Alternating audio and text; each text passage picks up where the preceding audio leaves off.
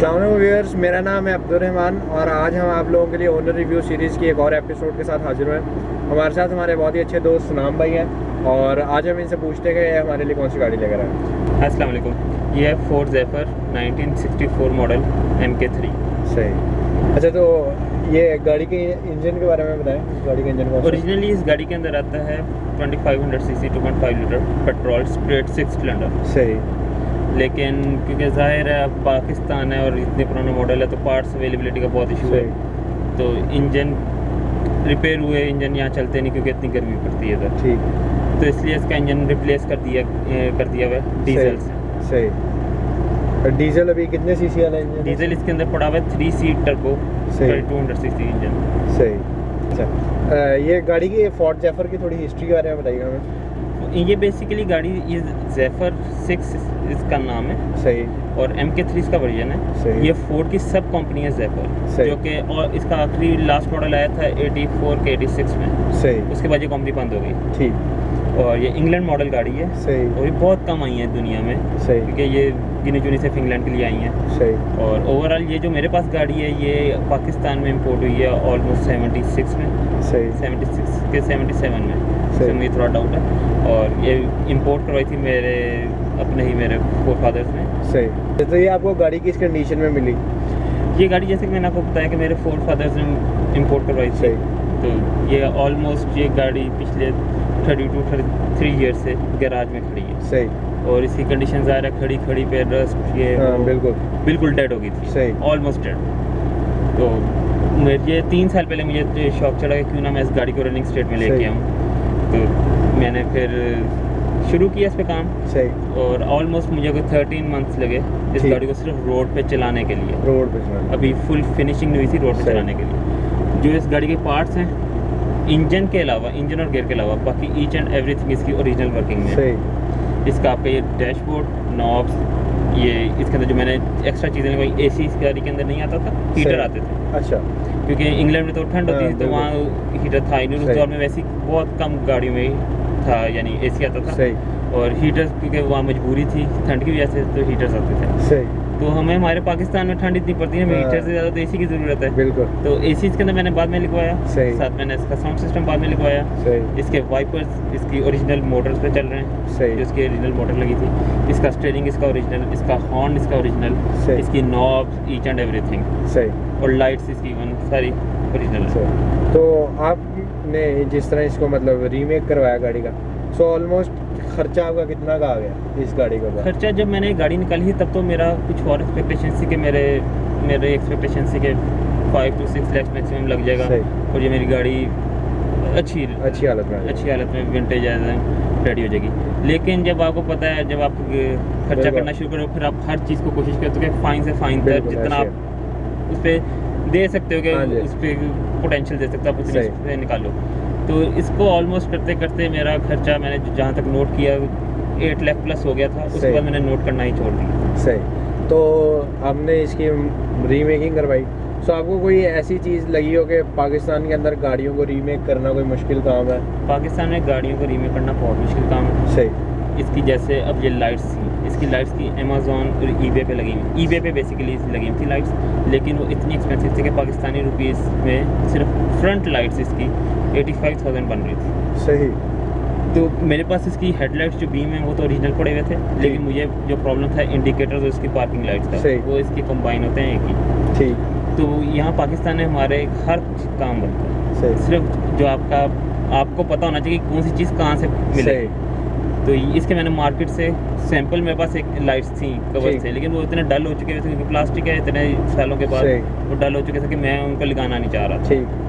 तो मैंने सैंपल ले गया मार्केट में, उन्होंने मुझे सेम एग्जैक्ट वैसा ऊपर से उसका कवर बना दिया। बेस लाइट की अपनी है, जो उसके ऊपर कवर था प्लास्टिक का, जो बेसिकली ग्लास था, वो नहीं बन गए मेरे। तो यानी आपका मतलब है कि पोटेंशियल है, लेकिन वो प्राइस जो है वो इंपोर्टेड पार्ट्स की बहुत ज़्यादा है। इंपोर्टेड पार्ट्स मिलते हैं पार्ट्स, लेकिन पाकिस्तान में एक तो पहले आपके पेपाल वगैरह इस तरह की चीज़ें नहीं है, वो उसकी वजह से मुश्किल है। और दूसरा फिर आपकी इंपोर्ट ड्यूटीज़ इतनी पड़ जाती हैं सही कि वो आपके वैसे ही रेंज से बाहर हो जाते हैं। ठीक हो गया। तो गाड़ी के हमें ज़रा डैशबोर्ड के बारे में बताइएगा, क्या क्या है? डैशबोर्ड इसका स्टीयरिंग व्हील इसका ओरिजिनल है। सही। इसको ओरिजिनली ऐसे रिंग आता है, बेसिकली हॉर्न गाड़ी का हॉर्न है।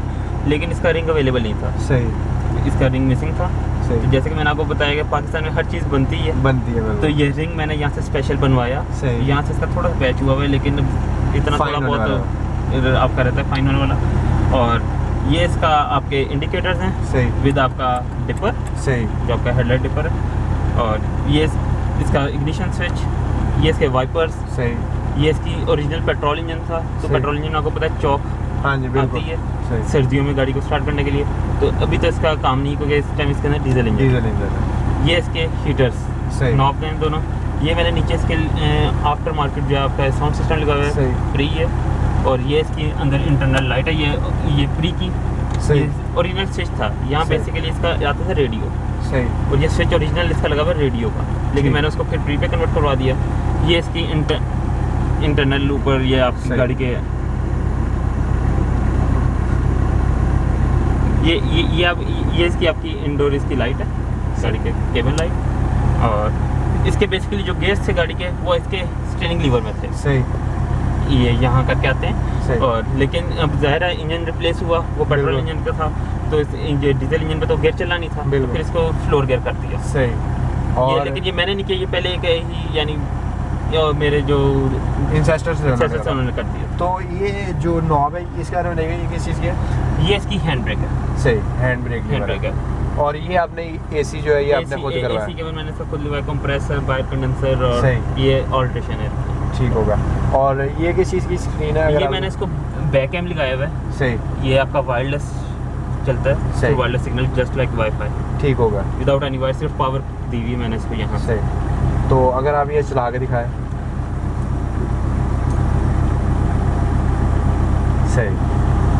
ٹھیک ہوگا. گاڑی کے ذرا انجن کے بارے میں ڈیٹیل سے بتائیے. انجن اس کا بیسکلی میں نے جیسا کو پہلے بتایا کہ چینج کیا ہوا ہے. آلموسٹ اس کی جو یہ ہب ہے اس کے اندر ٹوٹل آلٹریشن ہوئی ہے.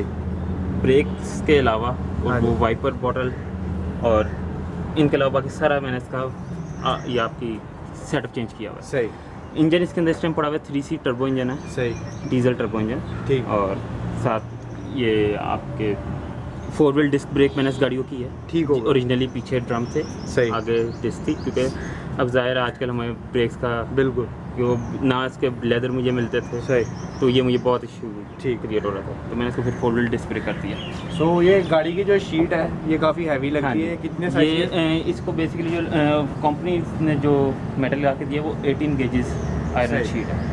اور آج کل ہمارے جو گیٹ آتے ہیں وہ بھی اس سے ہلکے آتے ہیں, جو ہمارے گھروں کے گیٹس ہیں. اور لائٹس اس کی اوریجنل ہیں. اور یہ اس کا یہ زیفر یہ جو لوگز ہیں, یہ آپ کے جو ڈیجٹس ہیں یہ سارے اوریجنل ہیں. اس کے علاوہ اس کا بمپر اوریجنل ہے. یہ fog lights fog light lamp میں نے بعد میں لگائے ہیں. جو آپ کے یہ انڈیکیٹرز پارکنگ ہیں ان کے اوپر پلاسٹک کور خود بنوایا ہے, لیکن بیک اوریجنل ہے. جو ان کی بیس ہے basically we'll cups, well reams original ہیں. 13 سائز رم آیا 70 ہائٹ کے ساتھ. ٹھیک ہوگا. یہ اوریجنل اس کا سائز ڈلا ہوا ہے. اور یہ آپ کے ایون یہ جو آپ کے یہ پین ڈور کے یہ کروم گولے ان کو ہم کہتے ہیں, گولے, یہ بھی اوریجنل. اس کے ڈور ہینڈل ڈور نوب آپ کی اوریجنل ہے. یہ اس کا لوگو یہ ٹوٹل اوریجنل. اچھا. ایون یہ اس کی جو یہ نوب یہ اوریجنل ہیں. ریورس لائٹ بعد میں آفٹر مارکیٹ لگی ہوئی ہیں. جینون اس کے اندر جو آپ کا فیول یہاں ڈلتا ہے, فیول ٹینک جو ہے فیول ٹینک اس کا بیک پہ, اس کا ایون سپرنگ تک جینون ہے. اور جینون یہ گاڑی ڈیول سلنسر آئی ہے, کیونکہ یہ 6 سلنڈر تھی پیٹرول. اور اس کی جو ٹیل لائٹس ہیں ان کی جو بیس ہے وہ اوریجنل ہے. کور میں نے آپ کو بتایا بعد میں آفٹر مارکیٹ بنائے ہیں. لکس میں اوریجنل نہیں ہے, لیکن اویلیبل نہیں تھے, اس لیے کپس اس کے ویل کپس اوریجنل, رمس اوریجنل. جیسے میں نے آپ کو پہلے بتایا corner glass, H and every thing glass اس گاڑی کے سارے, ونڈ screen, side glass, back screen وہ ساری آپ کی اوریجنل ہے. یہ اس کا ٹرنک ہے اوریجنل. ہمارے اس دور میں دیکھیں انہوں نے وہ اسپرنگ دیے ہوئے تھے کہ ٹرنک اوپر ایک دھاپے کرتے تو اوپر رہے, نیچے نہ گرے. یعنی یہ بڑی امپورٹنٹ چیز ہے جو کہ آج کل کی گاڑیوں میں اوریجنل یہ چل رہا ہے. اور یہ آپ کو اگلی ہوڈ کے اندر بھی ہے سیم ٹو سیم یہ چیز. ہوڈ میں بھی اس کے اسپرنگ لگے ہیں وہ اوریجنل ہیں. और सही। ये इसका मैंने एम्पलीफायर रखा हुआ है, जैसे मैंने आपके सही। मैंने साउंड सिस्टम इंस्टॉल किया है। और तो ये स्पेयर टायर इसके अंदर ओरिजिनल आता है? स्पेयर टायर इसके अंदर ओरिजिनल आता है, सही। लेकिन इसका मिसिंग था, तो मैंने साइज़ का लेके जो फिटिंग में आया सही। वो मैंने इसको ठीक होगा। करवा दिया। अरे तो जिस तरह गाड़ी के ओरिजिनल पार्ट्स की अवेलेबिलिटी का इशू था, तो सस्पेंशन इसमें नहीं थे पिछले टायर, तो आपने उसको किस तरह काउंटर किया? सस्पेंशन इस गाड़ी की बेसिकली टोटल आउटफिटिंग ज़्यादा है कि जब गाड़ी खरीद रहे हो तो उसका सब कुछ खत्म हो जाता है, लेकिन ये पाकिस्तान है, सही। यहाँ आपको पता होना चाहिए कि कौन सी चीज़ कहाँ से मिलती है, आपकी हर चीज़ मिलती है। ऐसे तो इसके ओरिजिनल जो अगले इसके शॉप में वो ओरिजिनल है, सही। उनके अंदर मैंने सिलेंडर बदल दी है, तो उनके ऊपर कंप्लेन बदल दी, क्योंकि खैर वो कंपनी ने उसके अंदर बेरिंग लगा होता है, वो जैम हो जाता है। बिल्कुल उसकी मैंने बस इतनी अल्ट्रेशन की, और आगे बाकी इसकी टोटल सस्पेंशन ओरिजिनल चलती है। सही। अब पीछे इसके ये था, इसके पीछे आते हैं जंपर, सही फॉक्सी जो हमारी जो ब्रिटल आती थी पुरानी, जंपर आता है। सही तो जंपर नहीं था, इसकी वजह से गाड़ी ना पीछे से स्टेबल नहीं थी, ठीक हो गया। तो या खड्डे में लगती थी तो वापस स्टेबल नहीं थी, कहीं आप शार्प हो काटते थे पीछे से स्किड कट जाती थी। सही। उसकी वजह से इसका नुकसान ये हो रहा था कि अपने बैरिंग जो एक्सल के बैरिंग है सही। वो अपने ख़त्म कर देते थे, सही। वो बैरिंग खराब हो जाते थे, लीकेज शुरू हो जाती थी। जी तो इसको मैंने पीछे थोड़ा सा अल्टर ये किया कि मैंने इसको पीछे निकाले शॉक, सही शॉक मैंने वो उसके जो यूनिवर्सल और जो इसकी रिप्लेस कर, सही।